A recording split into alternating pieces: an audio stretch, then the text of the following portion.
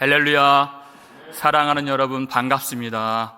우리 말씀 전하기 앞서서 우리 너무나도 반가운 얼굴 오늘 참 많이 오셨는데 우리 앞뒤 좌우 보시면서 우리 반갑습니다 한번 인사하겠습니다. 반갑습니다. 축복합니다. 사랑합니다. 잘 오셨습니다. 할렐루야. 하나님께서 오늘 이 시간 우리의 마음을 열어주시고 하늘의 문을 열어주셔서 하나님의 보좌를 보게 하시고 크신 그리스도의 영광을 보게 하시는 예배가 되기를 주의 이름으로 축원합니다. 43절에 이튿날 이렇게 시작을 하죠. 예수님의 하루, 하나님의 뜻이 하늘에서 이루어진 것 같이 땅에서도 이루어지기를 원하셔서 하루도 허투루 보내지 않으신 온전한 하루를 예수님이 또 시작하십니다. 하나님이 예수님에게 부여하신 그 사명, 십자가의 길 걸어가실 때까지 예수님은 한 영혼을 만나시면서 그로 하여금 흑암의 권세에서 벗어나 생명의 빛에 들어갈 수 있도록 하나님의 구원 사역을 날마다 감당하셨던 그 하루를 보내셨습니다. 43절을 보니까요, 예수께서 갈릴리로 나가려 하시다가 빌립을 만나 이렇게 말씀이 되어 있습니다. 자, 원래는 갈릴리로 가시는 그 계획이 있으셨고 또 2장을 보면 갈릴리로 가십니다. 그런데 주님께 있어 가장 최우선적으로 중요한 일은 바로 한 영혼을 만나시는 일이에요. 그를 만나서 그에게 하나님의 구원을 주시는 분이 예수님이십니다. 사람이 사람을 만나도 은혜가 될 때가 있고 위로가 될 때가 있고 참 우리가 힘을 얻을 때가 있어요. 그런데 예수님이 사람을 만나신다 하면 그 사람이 생명을 얻고 구원을 얻고 영생을 얻게 된다 하는 그 뜻입니다. 여기서 빌립을 만나 이 단어는 그저 만났다 이 정도의 그런 의미가 아니라 찾다라는 뜻이에요. 찾았다. 예수님께서 빌립을 찾으셨다라는 의미가 되는 것입니다. 그러니까 길 가다가 우연히 만나도 만난 건데 그런 뜻이 아니죠. 빌립이 예수님께 나왔다 그런 뜻도 아닙니다. 예수님께서 의도적으로 빌립을 찾아서 만나셨다. 이렇게 우리가 해석을 할 수가 있는 것입니다. 우리가 무엇을 찾나요? 절대 잃어버려서는 안 될 것을 찾고 소중한 것을 우리는 찾습니다. 우리는 이렇게 예배를 나와서 앉아있지만 우리를 인도한 사람이 따로 있을 수 있지만 그것은 그 속에서 역사하시는 예수님께서 우리를 찾으셔서 이렇게 예배 자리에 앉아 있을 수 있는 것이에요.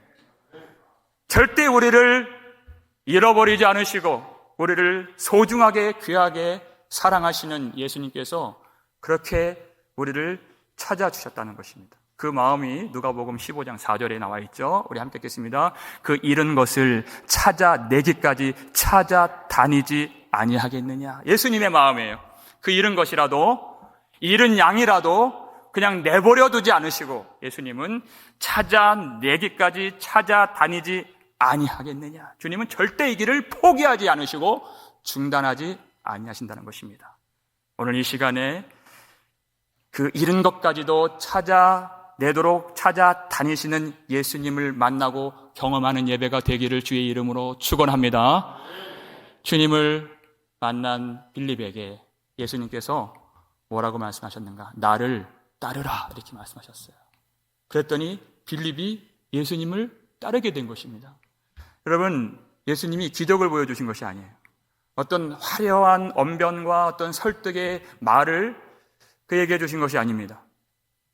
여러분, 예수님의 외모는 어떠했습니까? 이사야 선지자의 그 말을 들어보니까 외모는 정말 평범하기 그지없는, 아니 정말 볼품없고 풍채없고 깡마른 청년에 지나지 않는 그런 외모를 갖고 계셨습니다. 나를 따르라 하시면 그 따른 다음에 어떤 약속이나 보상이 주어져야 될 것 같은데 그것도 없어요. 그래 나를 따르라예요. 그런데 빌립은 벳세다 출신입니다. 벳세다라는 이름 자체가 어부의 집이라는 이름이에요. 그러니까 안드레와 베드로와 이 빌립과 이런 사람들은 다 바다에서 고기를 잡는 사람들입니다. 그러니까 베드로처럼 예수님을 따르려면 배와 그물을 버리고 따라야 했던 것이에요. 그런데 빌립은 나를 따르라 하신 주님의 말씀에 예수님을 따르게 된 것입니다. 왜? 어떻게? 무엇 때문에 예수님을 따르게 되었을까요? 요한복음 6장 44절입니다. 함께 읽겠습니다. 나를 보내신 아버지께서 이끌지 아니하시면 아무도 내게 올 수 없으니 오는 그를 내가 마지막 날에 다시 살리리라. 아멘. 다른 이유가 없어요. 왜 예수님을 따릅니까? 아버지께서 그를 이끌어 주셨기 때문에 예수님을 따를 수가 있는 것입니다. 사람의 그 화려한 외모나 그 많은 지식의 말과 그 언변이 있을 수 있어도, 사람들은 그저 모이기만 할 수 있어도 참으로 예수님을 따르게 하시는 것은 아버지께서 그를 붙잡아 주시고 성령으로 감화 감동의 역사가 나타나야 예수 그리스도를 따라 나설 수가 있는 것입니다. 그래서 우리가 기도를 하는 것이에요. 전하는 자가 어눌하고 지식이 없고 연약하고 경험이 없고 지금처럼 어떤 것도 할 수 없는 그 시절에라도 성령께서 그 가운데 역사해 주시고 아버지께서 그를 예수님께로 나아가게 하시면 예수님을 따를 제자들을 주님이 모으실 수 있다는 것입니다.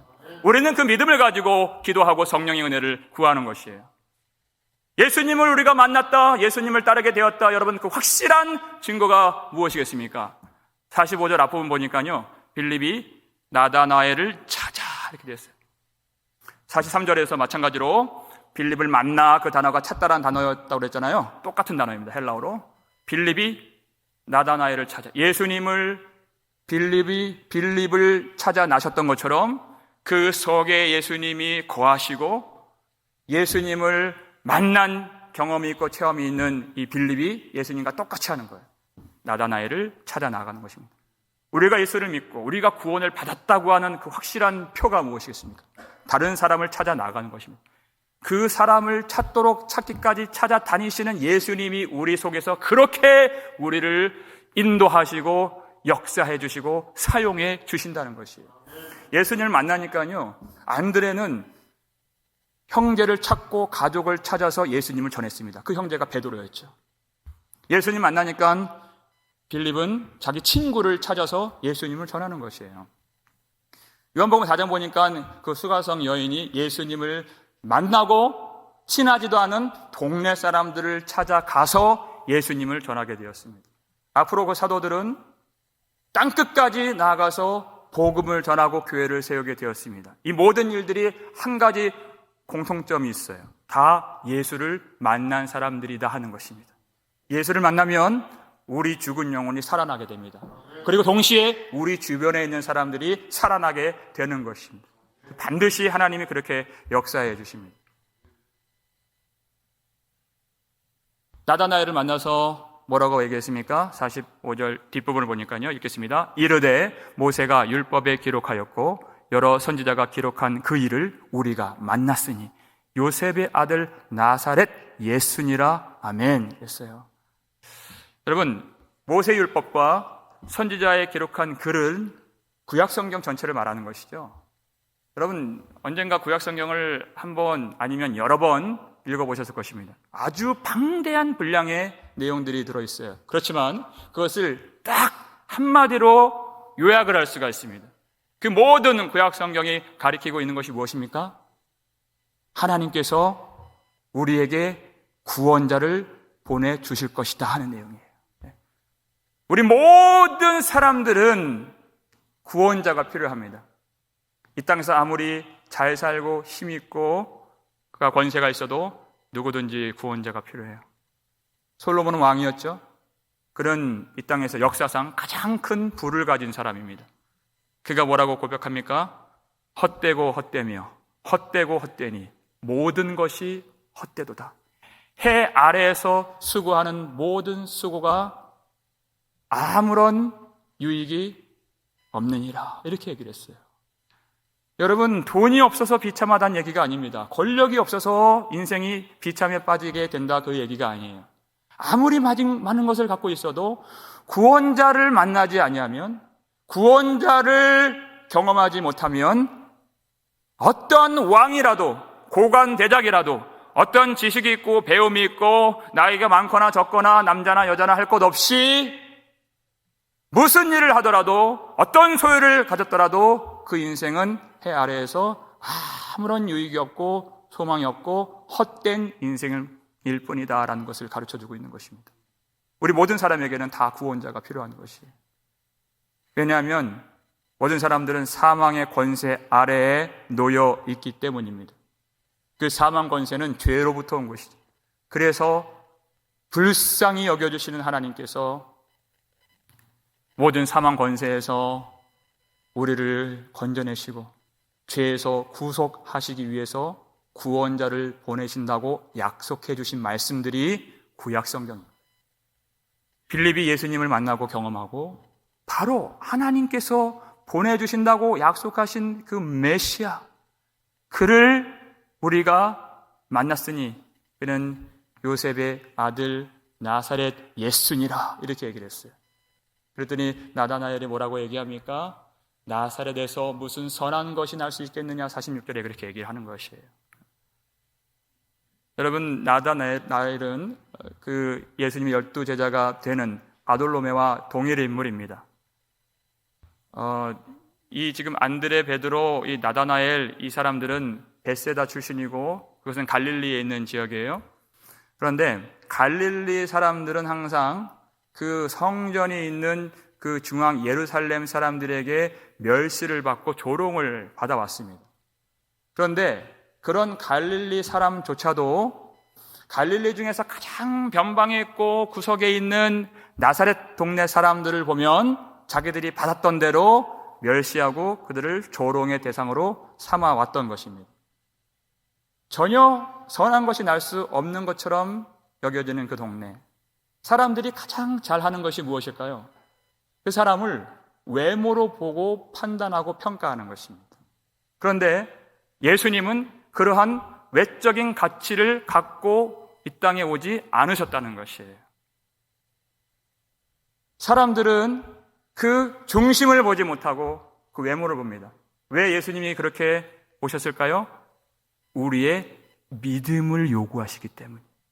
우리는 믿음으로만 예수님을 볼 수가 있습니다.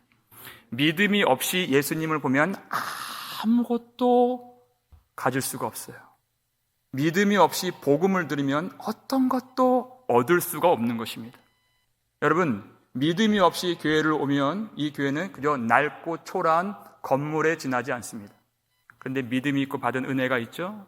그리고 교회를 옵니다. 그러면 이 교회 본당에 발을 탁 들여놓은 순간 눈물이 흐르고 하나님께서 주신 은혜, 이 교회를 세워주신 그 은혜 가운데 마음이 물같이 녹아서 하나님 앞에 기도하고 예배하고 감사하게 되는 것이에요.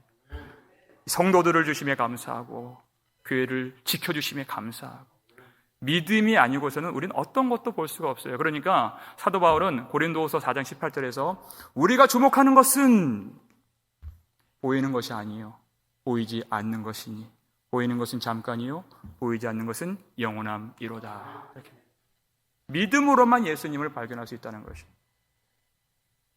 빌립의 말을 듣고 이 나다나엘이 참 냉소적으로 차갑게 반응을 했죠. 나사렛에서 무슨 선한 것이 나겠느냐.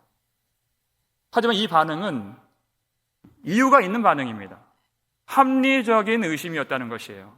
왜냐하면 하나님이 성경에서 메시아가 나사렛 동네에서 나신다고 한 번도 언급하신 적이 없다는 것을 이 사람이 알았다는 것이에요. 말씀을 아는 사람입니다, 이 사람. 나사렛이란 동네가 한 번도 기록되지 않고 하나님이 그렇게 약속을 하지 않았다는 것을 아는 사람이에요. 그런데 예수님은 우리가 알고 있는 지식보다 훨씬 크신 분이십니다. 예수님은 정확하게 하나님의 예언대로 베들레헴에서 나셨습니다. 그런데 자라시기를 나사렛 동네에서 자라신 것이죠. 왜 그렇게 하셨을까?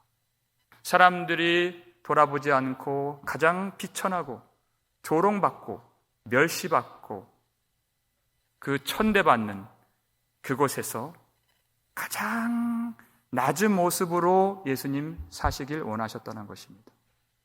왜냐하면 예수님은 사람들처럼 포장할 필요가 없으신 분이세요.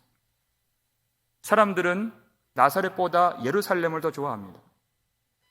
낮은 데보다 높은 데를 항상 좋아합니다.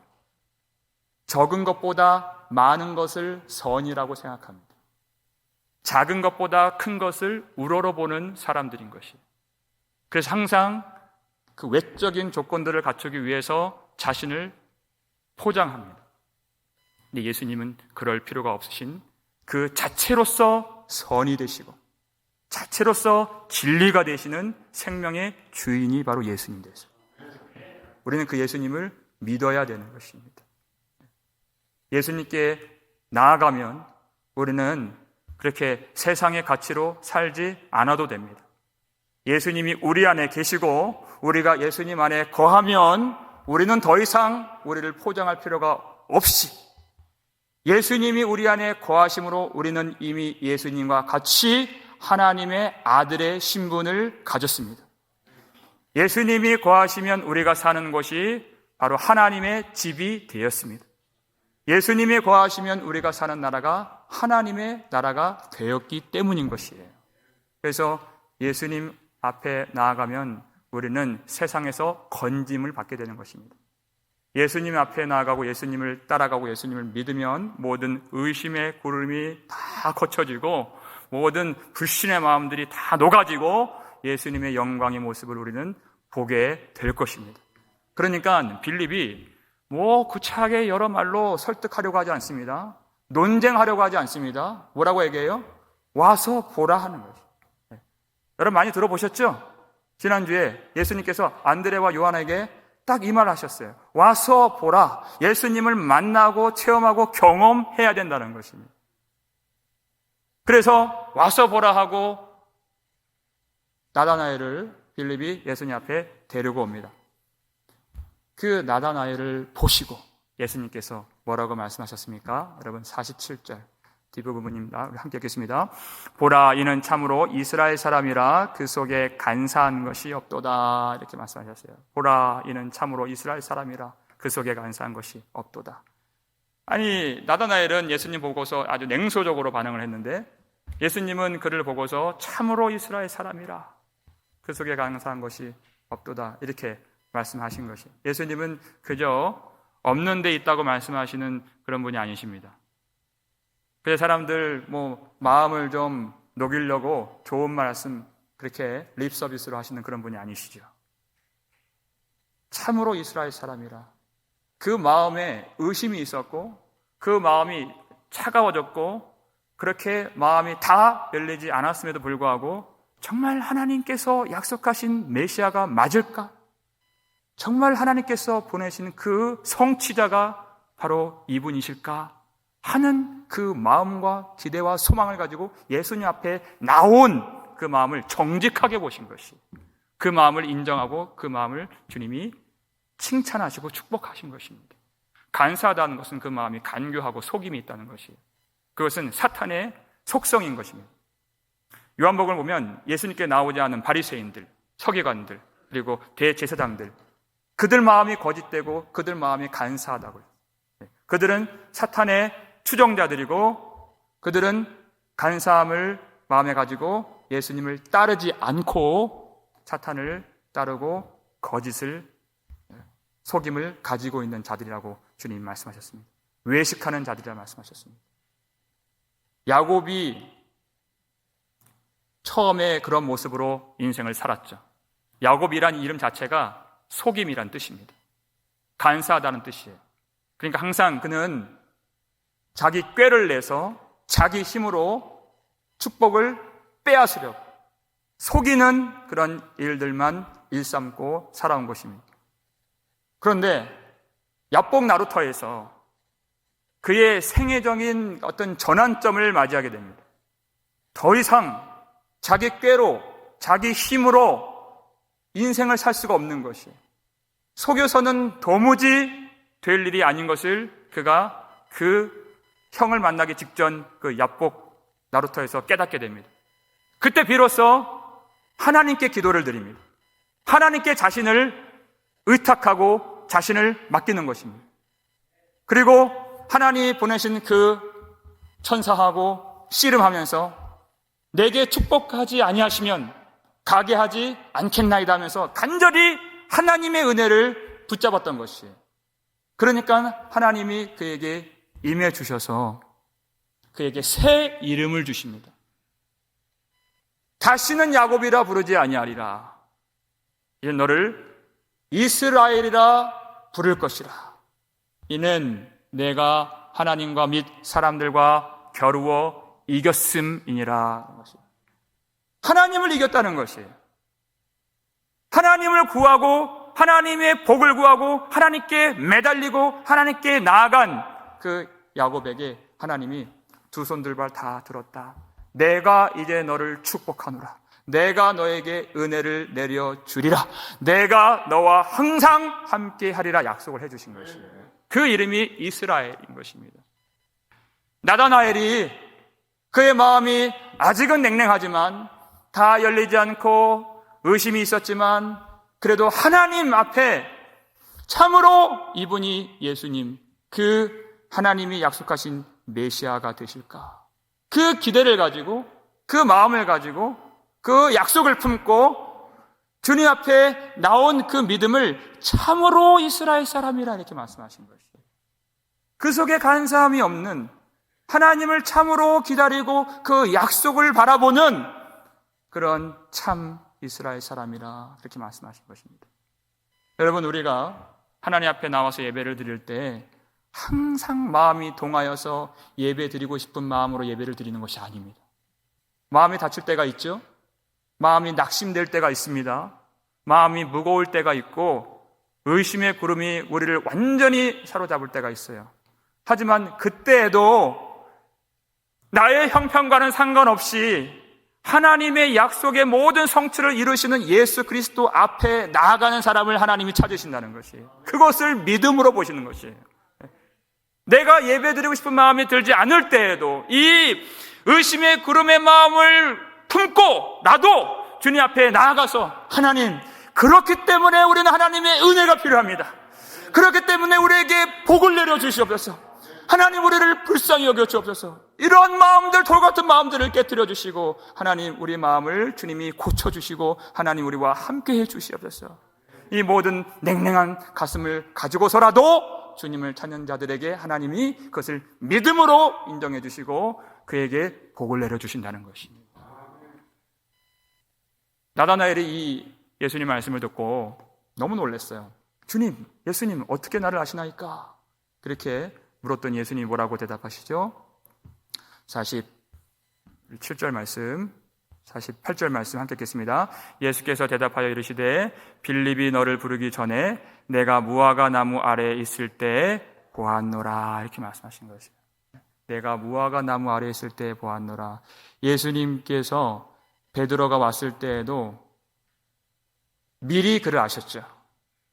요한의 아들 시몬인 것을 아셨습니다.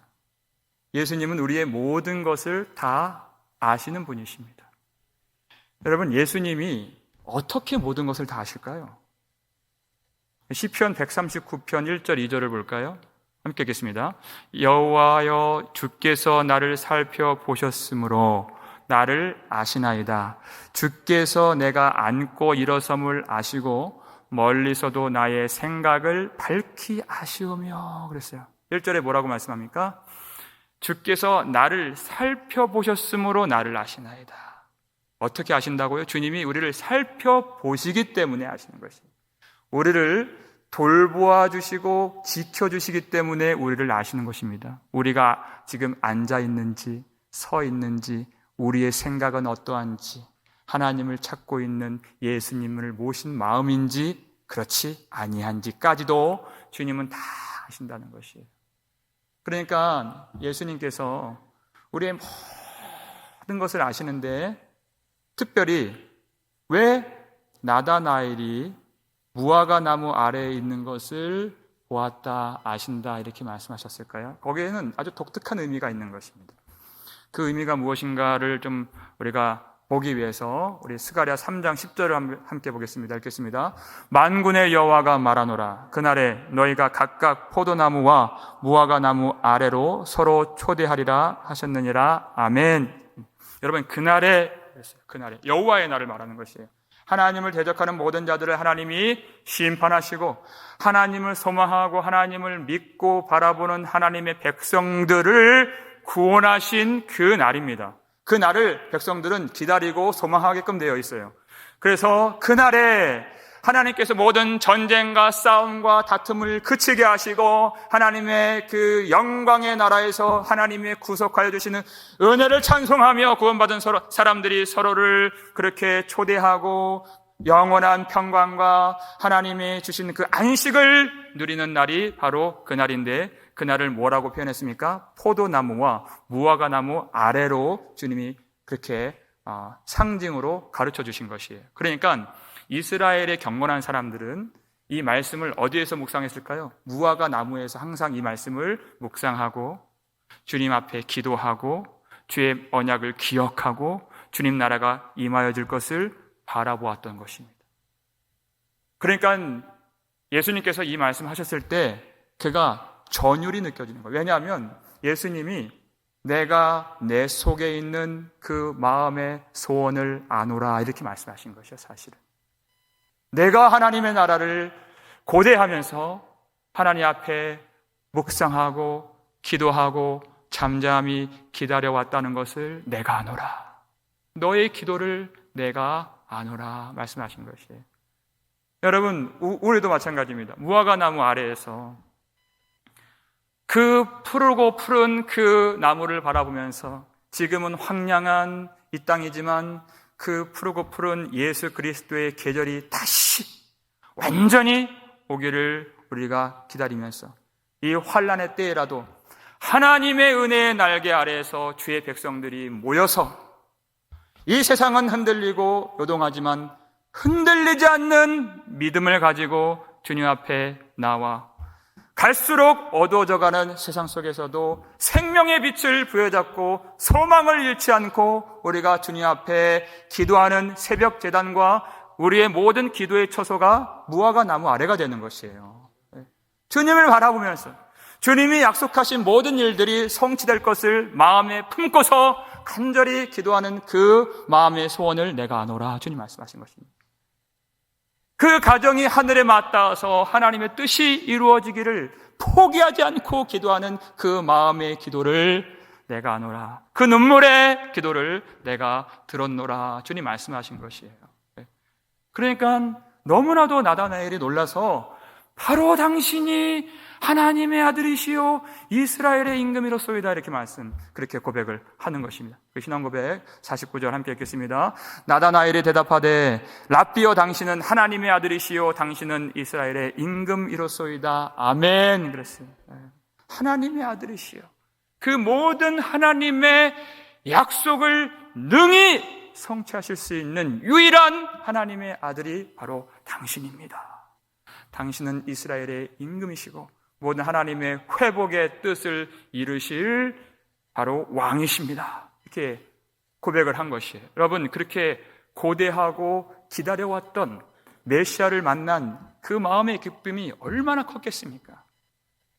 물론 그가 믿음으로 이 신앙 고백을 했지만 그 이후로도 많은 그런 제자들과 같이 예수님께서 이루실 그 회복이 무엇인가를 몰라서 그렇게 좌충우돌하고 넘어졌던 모습들을 보여주게 되죠.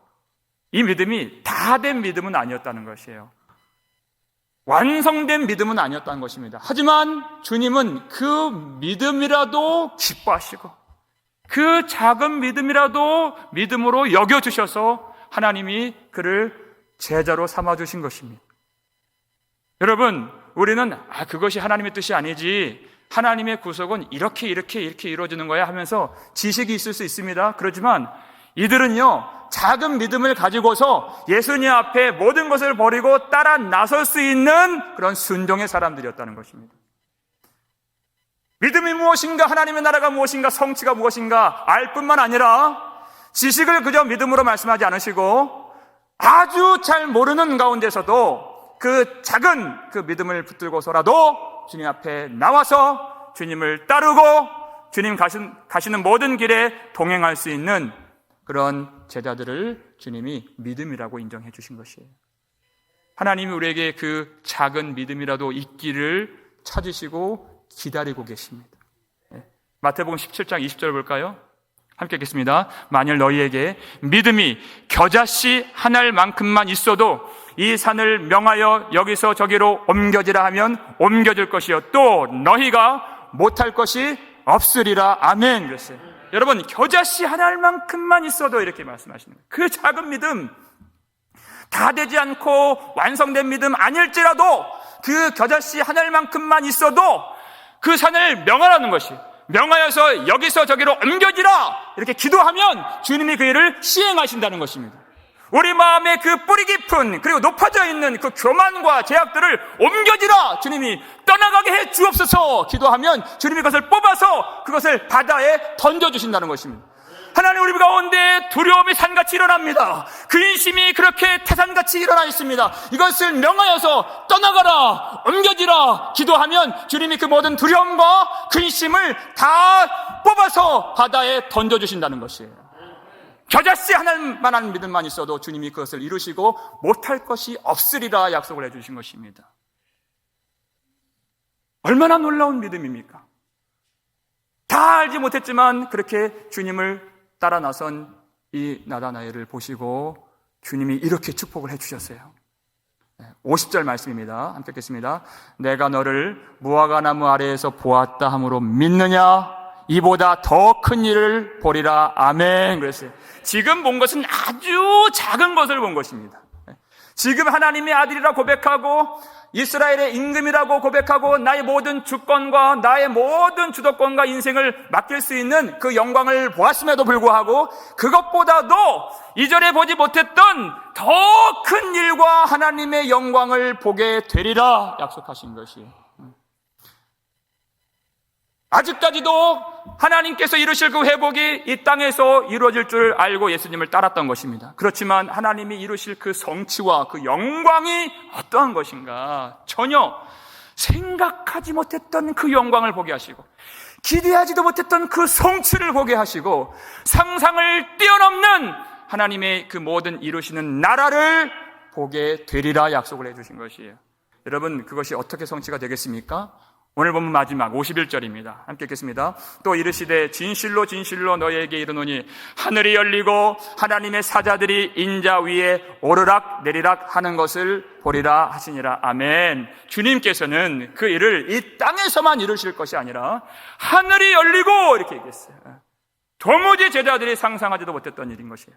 하늘이 열리고 하나님의 사자들이 인자 위에 오르락 내리락 하는 것을 너희가 보리라. 여러분, 이 말씀 성경을 좀 아시는 분들은 어디선가 보신 적이 있는 그런 말씀일 것입니다. 어떤 말씀일까요? 우리 창세기 28장 12절 말씀 함께 읽겠습니다. 꿈에 본즉 사닥다리가 땅 위에 서 있는데 그 꼭대기가 하늘에 닿았고 또 본즉 하나님의 사자들이 그 위에서 오르락 내리락 하고. 아멘. 그렇습니다. 여러분, 이 말씀 어떤 말씀입니까? 그렇게 그 속여서 빼앗기를 그 인생의 그런 모습으로 살아왔던 그 야곱이 아버지를 속이고 형 에서를 속이고 그 장자의 축복을 빼앗아서 그 분노가 가득한 그 형 에서를 피해서 그 삼촌 라반의 집으로 도망가는 길에 그 야곱입니다. 그때 야곱이 밤이 되어서 돌 하나를 베고 잠에 들었을 때 이 꿈에 사닥다리 환상을 보여주신 것이, 그 사닥다리가 하늘에 닿아서 하나님의 사자들이 오르락 내리락 하는 것을 보게 하신 후에 하나님이 야곱에게 임재하셔서 내가 지금 누워있는 이 땅을 너에게 주리라 약속을 해주셨습니다. 너의 자손들을 이 땅에 티끌같이 많게 하리라. 그리고 땅의 모든 족속이 내 자손으로 복을 받게 되리라. 내가 너와 함께 있어 내가 어디를 가든지 너를 지키며 너를 이 땅으로 돌아오게 할지라. 내가 너에게 허락한 모든 것을 다 이루기까지 너를 떠나지 아니하리라. 주님 말씀하신 것이 너무나도 놀라운 말씀이죠. 그리고 잠에서 깨니까 여호와께서 과연 여기 계셨거늘. 여러분, 이건 그냥 길이었어요. 노숙을 했던 것입니다. 그런데 그 길가가 바로 여호와께서 과연 여기 계셨거늘. 이곳은 베델이요, 하나님의 집이요 하늘의 문이로다, 이렇게 선포한 것입니다. 이 길가가 하나님의 집이었고 하늘의 문이었다, 이렇게 말씀한 거예요. 여러분, 근데 예수님께서 하신 말씀과 창세기 28장 12절 말씀의 차이점이 무엇입니까? 야곱의 환상에서는 사닥다리가 있어요. 그렇죠? 사닥다리가 하늘에 닿아서 하나님의 사자들이 오르락내리락 하는데, 요한복음 1장 51절에는 사닥다리가 없고 사닥다리가 있어야 할 그 자리에 누가 계십니까? 인자 위에 하나님의 사자들이 오르락내리락 하는 것을 보리라 하신 것이, 창세기에서 하나님의 나라에 맞닿는 그 사닥다리가 어떻게 성취가 되는 것입니까? 바로 인자 대신 예수 그리스도를 통하여서 하나님의 영광의 보좌에 올라가고 하나님의 사자들이 오르락내리락 하면서 하나님 앞에 찬양하며 영광 돌리게 되는 그것을 예수님이 성취해 주신다는 것이에요. 예수님이 하늘의 문을 열어주시고 예수님께서 하나님이 구원하시기로 작정한 모든 사람들을 구원하시는 구원의 사닥다리가 되어주시는 분이시다 하는 것입니다. 여러분, 누가 하늘을 열 수 있겠습니까? 어떤 사람도 하늘을 열 수가 없습니다. 그 기쁨이 가득했던 에덴 동산도 죄 때문에 폐쇄가 되었습니다. 하나님의 동산, 하나님의 나라, 그 우리의 속에 있는 교만과 정욕과 탐심과 음란과 죄가 그 하늘문을 막아버린 것이, 엘리야 시대 때 그들의 우상 숭배가 하늘의 문을 닫아서 그 땅에 3년 6개월 동안 비가 오지 않고 기근과 그 황폐함으로 많은 사람들이 죽어나갔습니다. 우리는 하늘을 닫을 수밖에 없는 사람들이에요. 그런데 예수 그리스도께서 하늘의 문을 여시고 우리가 사는 모든 땅이 베델이 될 수 있도록, 하나님의 집이 될 수 있도록, 하나님의 영광이 임하는 하늘의 문이 될 수 있도록 그렇게 하늘의 문을 열어주시는 주님이 되어주신다 하는 것입니다. 그저 이 땅에서 우리가 조금 더 건강하고 조금 더 잘 살고 조금 더 안전하고 조금 더 이 땅에서 많이 누리는 그것을 위해서 예수님이 오신 것이 아닙니다. 하늘의 문을 열어주시고 우리를 하늘의 영광을 바라보면서 하늘의 계시의 빛을 받으며 하늘의 은혜를 누리며, 그리고 장차 하늘에 우리가 살 거처를 만들어 주셔서 그 하늘의 놀라운 영광을 입고 주님을 예배하며 영원히 찬송할 수 있도록 우리를 구원하시는 주님이 바로 예수 그리스도가 되신다는 것입니다. 어떻게 그 일을 이루십니까? 인자가 이루신다는 것이. 인자는 사람이 되신, 우리 대신 십자가에서 죽으신 바로 그분을 말하는 것입니다.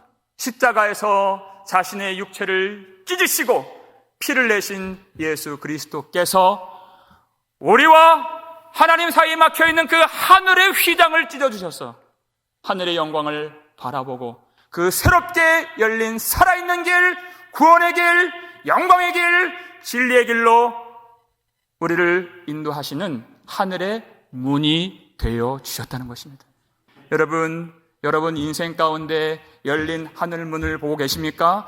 하나님의 사자들이 오르락내리락 하는 그 영광 하나님의 보좌를 여러분 보고 계십니까? 여러분 가정이 하늘의 놀라운 그 영광에 맞닿아 있어야 되지 않겠습니까? 그 일을 예수님이 이루어 주신다는 것이에요.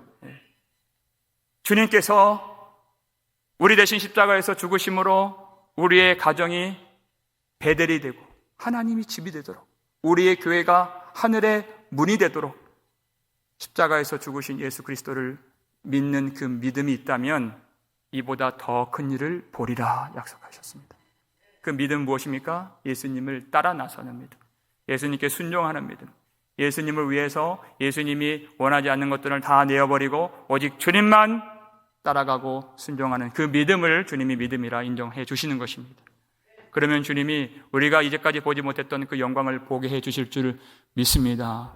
여러분, 많은 순간들 한 7개월 동안 우리가 코로나 바이러스로 지금 움츠려 있고 하나님의 소망의 날, 회복의 때를 보지 못하고 그렇게 마음이 답답한 가운데 혹시 계실 줄 몰라요. 하지만 나다나엘이 그 무화과 나무 아래에서 하나님이 회복시켜 주실 것을 잠잠히 기다리고 고대했던 것을 믿음으로 여겨주셨어요. 그래서 주님이 그를 만나주신 것입니다. 우리가 마지막으로 이 말씀 한번 우리 힘있게 읽고 우리 이 말씀 마쳤으면 좋겠습니다. 갈라디아서 6장 9절 말씀 우리 함께 읽겠습니다. 우리가 선을 행하되 낙심하지 말지니 포기하지 아니하면 때가 이름에 거두리라. 하면 다시 한번, 우리가 선을 행하되 낙심하지 말지니 포기하지 아니하면 때가 이름에 거두리라. 아멘. 그랬어요. 그 어두운 날들이 지속되고 언제 하나님의 때가 이루어질까? 기도가 쇠하여지고 우리 마음에 믿음이 약해질 때가 있습니다. 마음이 닫혀질 때가 있어요. 하지만 그 우리가 하나님께서 임하여 주셔서 하나님의 때 그 모든 환난을 제거하시고 여호와의 날, 하나님의 백성들을 완전히 구속해 주시는 그 날을 소망하고 기다리고 바라보는 그 믿음 잃어버리지 않기를 주의 이름으로 축복합니다. 낙심하지 아니하고 포기하지 아니하면 때가 이름에 거두리라. 여러분, 우리 가족의 구원을 위하여서, 영혼의 구원을 위하여서 복음을 전하는 그 선한 일, 여러분 낙심하지 아니하고 포기하지 않기를 바랍니다. 그러면 때가 이름에 거두리라 주님 말씀하셨어요. 그 믿음으로 주님을 섬기고 믿음으로 주님을 찾고 주님께 순종하고 주님께 나아갈 때 우리가 이제까지 보지 못했던, 생각하지도 못했던 놀라운 영광, 하나님의 은혜를 보게 될 줄 믿습니다. 믿음으로 나아간 모든 성도들에게 하나님이 모든 의심의 구름을 제거해 주시고 차가운 마음을 모두 다 주님이 제거해 주시고 하늘의 문을 열어주시고 은혜의 비를 내려주시고 더 큰 영광을 보게 해 주시기를 주의 이름으로 축원합니다.